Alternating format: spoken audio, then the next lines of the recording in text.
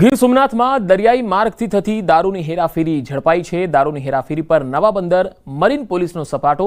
મોટી માત્રામાં વિદેશી દારૂ ઝડપાયો છે। અંદાજે 200 પેટી વિદેશી દારૂ ઝડપાયો છે। બોટમાં સવાર 6 થી વધુ ખલાસીઓની પણ ધરપકડ કરાઈ છે। દારૂ ઝડપાતા બુટલેગરોમાં ફફડાટ વ્યાપી ગયો છે। આ તસવીરો તમે જોઈ શકો છો। બોટમાં સવાર 6 થી વધુ ખલાસીઓ છે જેની ધરપકડ કરાઈ છે અને આમાં જ દારૂ જે છે એ દરિયાઈ માર્ગેથી હેરાફેરી કરીને લઈ જવાતો હતો। બે અલગ અલગ તસવીરોમાં તમે જોઈ શકો છો। નવા બંદર મરીન પોલીસે સપાટો બોલાવ્યો અને દારૂના જથ્થાનો આ બોટમાંથી જપ્ત કરી 200 પેટી વિદેશી દારૂનો જથ્થો ઝડપી લીધો છે। 6 ખલાસીઓની પણ ધરપકડ કરાઈ છે। આગળની તપાસ ચાલી રહી છે। તો દરિયાઈ માર્ગેથી પણ હવે દારૂની હેરાફેરી થઈ રહી છે। તમે વિચાર કરો કે મધ્યપ્રદેશ અને મહારાષ્ટ્ર કે રાજસ્થાન બોર્ડરમાંથી તો દારૂ આવી જ રહ્યો છે, હવે દરિયાના માર્ગેથી પણ દારૂ આવી રહ્યો છે। એટલે બોર્ડર સીલ આપણી કેટલી છે, બોર્ડર કેટલી સુરક્ષિત છે કે જ્યાંથી આ લોકો સરળતાથી લઈ જઈ રહ્યા છે, હેરાફેરી કરતા હશે, કેટલા સમયથી કરતા હશે। અને અહીંયા સુરક્ષાને લઈને મોટો સવાલ છે, કારણ કે ગુજરાતની બોર્ડર જે છે એ કેટલી સુરક્ષિત છે તેના ઉપર પણ એક સવાલ અંકિત કરે છે। કારણ કે આ પ્રકારના દરિયાઈ માર્ગે જો દારૂ લઈ જવાતા હોય, રાજસ્થાનથી આવે છે, મધ્યપ્રદેશથી પણ આવે છે, મહારાષ્ટ્રથી પણ આવે છે, તો આ દારૂ ચેકપોસ્ટ પરથી અંદર ઘૂસે છે કેવી રીતે? તો શું ચેકપોસ્ટ પર ડાયરેક્ટ વહીવટ થઈ રહે છે? શું પોલીસની નિષ્ક્રિયતા દેખાઈ રહી છે?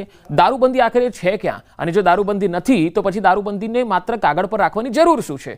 નવા બંદર મરીન પોલીસે સપાટો બોલાવ્યો છે અને તેમાં 200 પેટી વિદેશી દારૂનો જથ્થો ઝડપ્યો છે। ગુજરાતમાં કહેવાય છે કે દરેક જિલ્લામાં, દરેક તાલુકામાં અને હવે તો કહેવાય છે કે ગામે ગામ સુધી તમે માગો ત્યાં દારૂ મળે છે।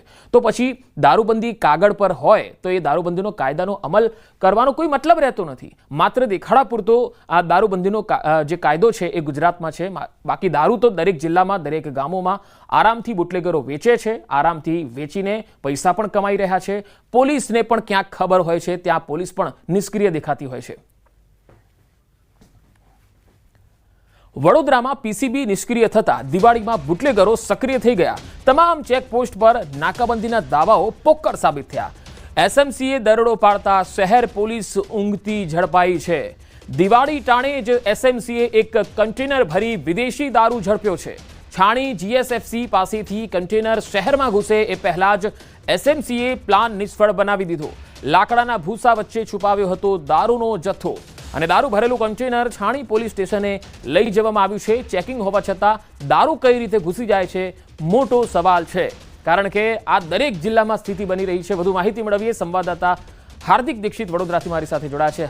હાર્દિક, શહેર પોલીસ એવું લાગે છે કે મલાઈમાં મસ્ત છે, અહીંયા તો દારૂ વારંવાર પકડાઈ રહ્યા છે।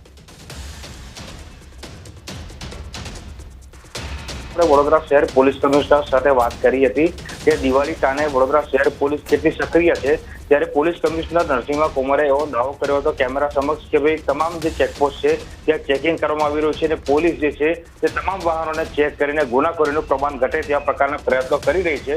પરંતુ જે એસએમસીની ટીમ છે તેમને વડોદરા શહેર પોલીસ કમિશનરના જે તમામ દાવા છે તે ખોટા છે એવું સાબિત કરી બતાવ્યું છે। ગઈકાલની જ વાત છે, જીએસએફસી પાસે કન્ટેનર જે છે તે આવી રહ્યું હતું, શંકાસ્પદ હતું અને એસએમસીને પાક્કી બાતમી હતી કે આ કન્ટેનર છે તે ખીચોખીચ દારૂથી ભરેલું છે। તો બાતમીના આધારે કન્ટેનર જ્યારે રોક્યું ત્યારે લાકડાનું ભૂસું છે તેની આડમાં વિદેશી દારૂનો જથ્થો જે છે તે મોટી માત્રામાં લઈ જવામાં આવતો હતો। એટલે સૌથી મોટો સવાલ એ છે કે એસએમસીની ટીમ જો ગાંધીનગરમાં કે અમદાવાદમાં બેઠી પત્તો લગાવી શકતી હોય કે વડોદરા શહેરમાં આટલી મોટી માત્રામાં દારૂ ઘૂસી રહ્યું છે, તો પછી વડોદરા શહેર પોલીસ જે કે સક્રિય હોવાના દાવા કરે છે એ શહેર પોલીસને ખબર કેમ ન પડી કે સંસ્કારી નગરીમાં આટલી મોટી માત્રામાં દારૂનો જથ્થો જે છે તે ઠલવાવાનો છે। જે એસએફસીએ છે પોતાની કાર્યવાહી પૂરી કરી છે।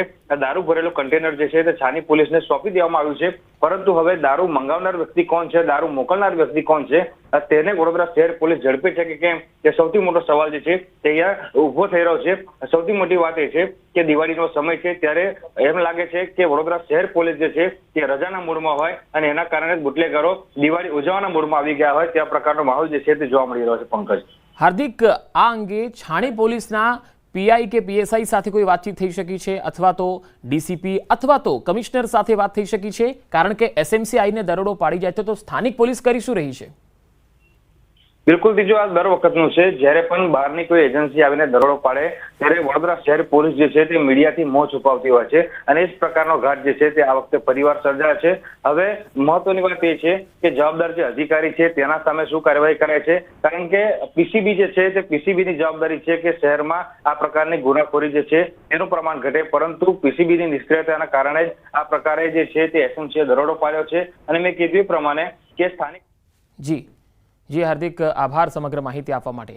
હવે આ 3 તસવીરો અમે આપને બતાવી રહ્યા છે. આ 3 તસવીરોમાં દારૂ પકડાઈ રહ્યો છે. સીતાફળની આડમાં દારૂ પકડાયો.